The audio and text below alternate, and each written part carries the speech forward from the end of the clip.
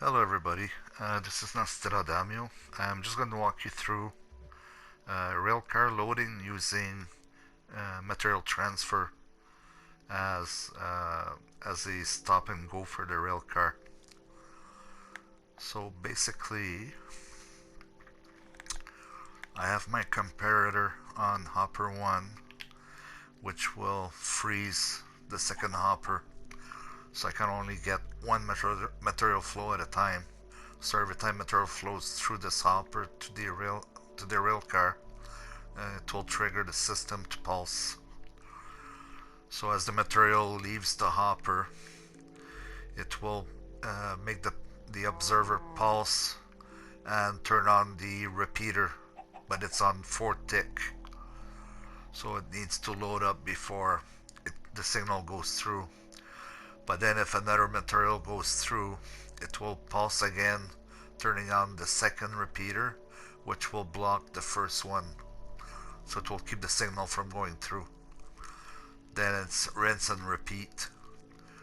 So as the material goes through on and off, the system will pulse until all the material fills every slot in the rail car, at which point material will stop flowing, so the second repeater will not go on.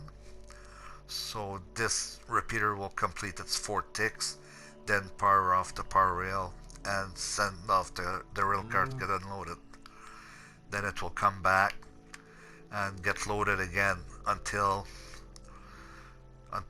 this comparator sees that this hopper is empty. Once it sees it's empty, it will trigger the pulse here, go through this repeater on 4 ticks as well, so it gives time for this hopper to empty completely. So once the whole system's empty, the rail will power up, and it will send the rail car to be emptied again. So this is for this system here. So I'll go turn it on. So right now the rail car won't go anywhere as long as there's material in this hopper. So I'll empty it, and off it goes. Around, oh, it stops here, and it starts loading. So once all the slots are filled, so if it'd be a chest hopper, it would fill up all the slots, whether it's 1 or 64 items, doesn't matter. Oh, it filled it up, and it left because the whole system is empty, so this triggered to go. So I'll put some more material in here. And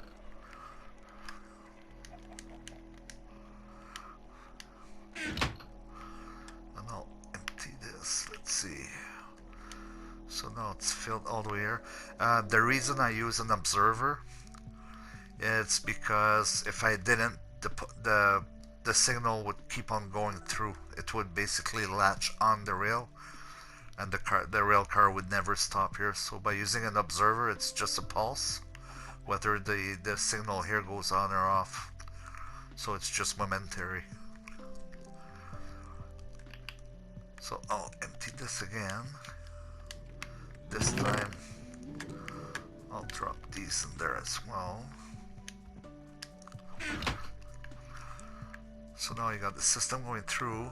As you can see, it's blocking. As soon as the second pulse goes through, it's blocking the repeater here, so the signal never goes through the rail car.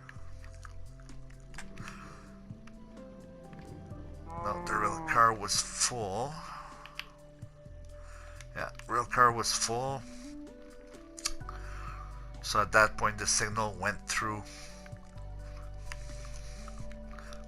and it released the rail car. So we'll start again.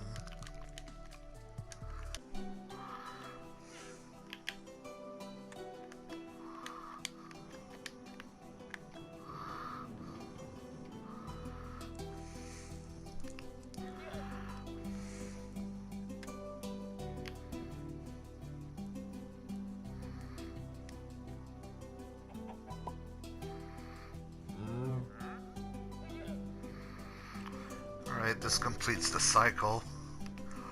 So as soon as the material stopped flowing, it allowed the power to go through this repeater, so it powered off this rail. So I should still have a few items in here. Yeah. So I'll empty this again, which triggers the rail car to go. Stops again. So here you got the system going again. So torch through observer through the 4-tick repeater, which is blocked by the 1-tick repeater until all the material are transferred. Then, which there it goes. So every slot was full. Now it's emptying. It's just a basic unloader, so I'm using the hopper as a trigger to send the railcar. So as soon as this hopper is empty, the railcar should be set on its way again. So if you have multiple, a chest underneath or something, and it auto empties, then the system will automatically trigger the railcar to go. So here again, so this is going to work until the system's completely empty, which was triggered by this, power this.